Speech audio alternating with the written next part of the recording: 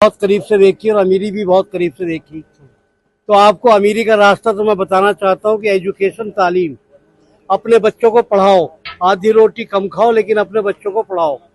और एक दूसरी बात, हॉस्पिटल बनाओ। जो भी लोग मेरी आवाज़ सुन रहे हो, अगर आप चाहते हैं कौम की तरक्की करना तो अस्पताल बनाओ। जैसे मैंने 89 में अलीगढ़ में ताज हॉस्पिटल बनाया, आज मेरे घर में 8 आदमी MBBS MS डॉक्टर बन गए। तो मैं आप सबसे एक दरख्वास्त करना चाहता हूँ कि हमें जब तक हेल्थ और एजुकेशन, दो चीज़ें नहीं मिलेंगी, कौम तरक्की नहीं कर सकती। मैं 2008 में फूड प्रोसेसिंग में जोनल चेयरमैन बना सुबोधकांत सहाय जी के साथ। वो कैबिनेट मिनिस्टर थे, मैं जोनल चेयरमैन था। 5 स्टेट का चेयरमैन बनाया उन्होंने मुझे, यूपी, बिहार, झारखंड, उड़ीसा, अंडमान निकोबार का। मैंने वो काम किया 2 साल उनके साथ अल्हम्दुलिल्लाह। बकरी पालन स्कीम लागू की मैंने बिहार में, झारखंड में घर घर गया, सिलाई मशीनों का काम किया कि भाई कपड़ा सिलो, बुनने वाला हो, सिलने वाला हो। दस्तकार लोग हैं, लेकिन तालीम के बगैर हम अधूरे हैं। फिर मैंने क्या किया कि मैं कपड़ा सप्लाई का काम करने लगा डॉक्टरी के साथ साथ। मैं आयुर्वेद आचार्य हूँ 1976 के बैच का। जब घर में मैं पढ़ा तो मेरे तमाम बहन भाई, आज मेरे घर में मेरी बहनें भी पढ़ी हुई हैं, मेरी बेटी भी PhD है, मेरा छोटा बेटा USA में बोस्टन यूनिवर्सिटी में है, सीनियर सॉफ्टवेयर इंजीनियर है। तो तालीम कब आएगी आपके पास? जब आपके पास पैसे होंगे। जब तुम्हें रोटी खाने की फुर्सत नहीं है, रोटी खाने के पैसे नहीं है, तो आप कैसे पढ़ाएंगे बच्चों को? इसलिए मैं आप सबसे एक बात कहना चाहता हूँ कि अपनी औलादों को पढ़ाओ, इतना पढ़ा लो ताकि वो तुम्हारे ऊपर, तुम्हें मजबूर ना करे अपने माँ बाप को। मेरे अब्बा ने, हम भी 12 बहन भाई थे, 1 दर्जन, तो उन्होंने अपना कपड़ा बेचा, कुछ भी करा, हमें पढ़ाया। आप पढ़ने के बाद आज रिजल्ट है कि अल्हम्दुलिल्लाह हमारा स्कूल भी है, सोगरा पब्लिक स्कूल बटला हाउस में, 500 गज की 2 बिल्डिंगों में स्कूल चल गया। गरीब बच्चों की तालीम फ्री होती है। ताज हॉस्पिटल अलीगढ़ में है।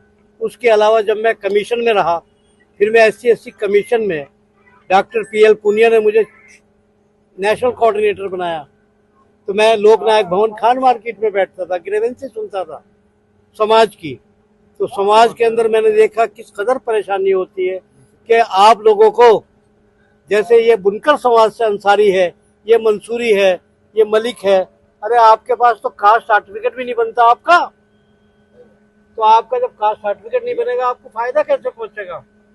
तो कम से कम आप अगर पत्रकार हैं तो इस आवाज को उठाओ कि तमाम लोग अपने कम से कम कास्ट सर्टिफिकेट तो बनवाओ, ताकि आपको आरक्षण मिले। जो हमारी सरकार आपके दाखिले में, आपकी नौकरी मुलाजमत में देती है, वो लोग तो आप मुद्दा उठाते नहीं हो, सिवाय एक ही मुद्दा उठाते हो, हिंदू मुसलमान, हिंदू मुसलमान। ये क्या मुद्दा है? मुद्दा उठाइए तालीम का मुद्दा, एजुकेशन का मुद्दा, पढ़ाई लिखाई का मुद्दा, बर्थ सर्टिफिकेट के लिए कैंप लगाइए। और एक बात और आपसे कहना चाहता हूँ कि यतीम बच्चों पे काम करो, वो गरीब बच्चों की शादी निकाह को आसान करो, जिना को मुश्किल कर दो। मैं 400 निकाह कराता हूँ हर साल, कोटा में जाके राजस्थान में, और दिल्ली के अंदर भी करवाता हूँ।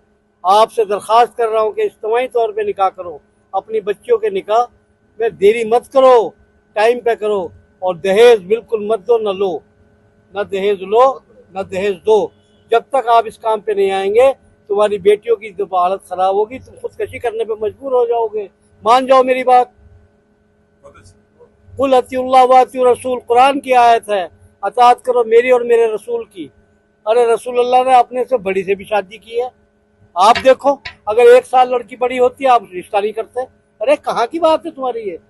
हुजूर ने तो 15 साल बड़ी से शादी की, तलाकशुदा से शादी की। तो आज तुम कुंवारी लड़की हमारी घरों में बैठी है भाई, तलाकशुदा की तो छोड़िए। तो इस मुहिम को आप उठाओ, अगर आप पत्रकार मेरा साथ देना चाहते हैं तो इस काम पे आप करिएगा। बहुत अच्छा। Thank you sir.